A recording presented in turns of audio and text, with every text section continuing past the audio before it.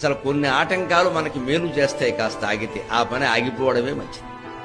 ఎవరింటికో పెళ్లి చూపులు వెళ్ళడానికి సిద్ధపడతాం, మగపిల్లాన్ని పెట్టుకుని కుదరక సంబంధం వచ్చిందమ్మా, కాదండి ఎందుకు ఒకసారి ఎడదామని మంచి ముహూర్తం పెట్టుకుంటాం.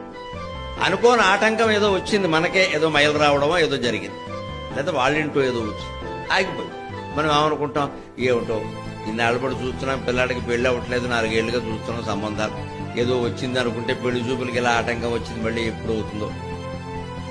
తర్వాత కొన్ని రోజులు గడిచిపోయిన తర్వాత ఆ పిల్ల గురించి అనుకోని మాట ఏదైనా తెలిసింది అనుకోండి, మనం ఏమనుకుంటాం, అమ్మయ్య బతికి బయటపడ్డావరా, అందుకే వచ్చింది ఆటంకం. పెళ్లి చూపులకు వెళ్ళి ఉంటే చేసుకోక తప్పేది కాదు, పిల్ల అందంగా ఉందంటే మనవాడు మోజుపడేవాడు, అయిపోయేది పని చేసుకుని ఉంటే, ఆ పిల్ల ఎలా చేసిందిట అని తెలిసింది అనుకో, కొంపలు అంటుకుపోతాయి.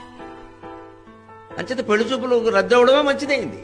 భగవంతుణ్ణి నమ్ముకున్న వాడికి అపకారం జరగదండి, అది లెక్క.